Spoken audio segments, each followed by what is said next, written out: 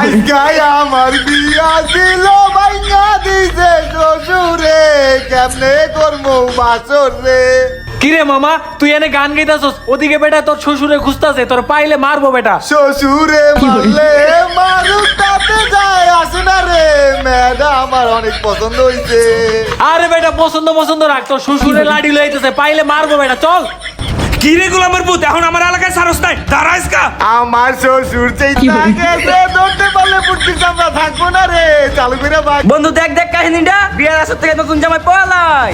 আরে বেটা বলাবো না, ওই শালা তো ম্যাগি বাস উল্টা পাল্টা ভিডিও বানায়। ওর কাছে কি মঞ্চে মায়া বিয়ে দিব? কি কস মামা? কেন তুই জানোস না? এটা তো সবাই জানে, ওই শালা মায়া দেখলে না হুঁশ থাকে না। ওদের মধ্যে কিছু ইনফ্লুয়েন্সাররা ভালো মানুষের মুখোশ পরে থাকে, অথচ দেখ মামা আজকাল মেয়েদের বাবারা গার্মেন্টস শ্রমিকদের কাছে মেয়ে বিয়ে দিতে চায়। একজন গার্মেন্টস শ্রমিক কত পয়সা স্যালারি পায়? হাইস্ট 20,000 টাকা। আর ওইদিকে ইউটিউবার কন্টেন্ট ক্রিয়েটররা মাসে লাখ লাখ টাকা ইনকাম করে, তাও ওদের কাছে মেয়ে বিয়ে দিতে চায় না। কিসের কারণে? এসব অসভ্য নোংরা ভিডিও ক্রিয়েটরদের কারণে। বুঝছো ব্যাপারটা? হ্যাঁ মামা বুঝছি, কিছু কিছু খারাপ কন্টেন্ট ক্রিয়েটরের জন্য ভালো ভালো কন্টেন্ট ক্রিয়েটরদের বদনাম হয়। আচ্ছা মামা চল। এবার বুঝছস, চল।